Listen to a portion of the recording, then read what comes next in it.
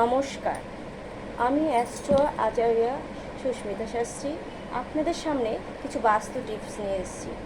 যেমন ধরুন, আপনারা রোজ যখন ঘুম থেকে উঠবেন, উঠেই প্রথমে আপনি যে যার গুরুদেবকে প্রণাম করবেন, ইষ্ট দেবতাকে প্রণাম করবেন, তারপরে নামার সময় ভূমিকে প্রণাম করবেন। এর করে এক গ্লাস জল খাবেন, খেয়ে মেন দরজায় যে 3টে থাপ্পড় দিয়ে দরজা খুলবেন।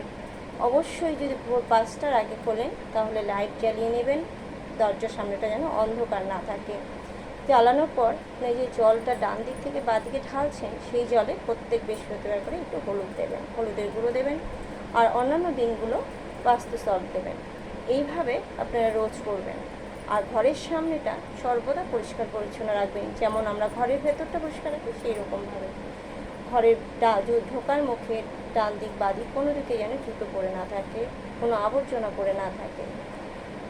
এবং কি সন্ধ্যের সময় যেমন আমরা ঘরের ভেতরে লাইট জ্বালাই, ঘরের বাইরেও লাইট জ্বালাতে হবে, এমনকি বাথরুমের লাইটও জ্বালিয়ে রাখতে হবে, যাতে কোনো নেগেটিভ এনার্জি আমাদের ঘরে প্রবেশ করতে না পারে।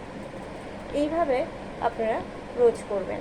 আর প্রত্যেক বৃহস্পতিবার করে লক্ষ্মীর ঘটে যখন সিঁদুর পরানো হয়, সেই সিঁদুরটা আমরা ঘি দিয়ে গুলে পুজো হওয়ার পর আমরা মেন দরজায় ঢোকার মুখে আমাদের ডান দিক যেদিক হবে সেই দিকের ওয়ালে স্বস্তিক চিহ্ন এঁকে দেবো সিঁদুর দিয়ে।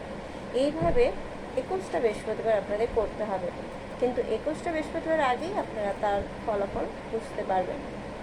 আজকে এখানেই রাখছি। নমস্কার। পরবর্তী ভিডিওতে আরও অনেক টিপস নিয়ে আসছি।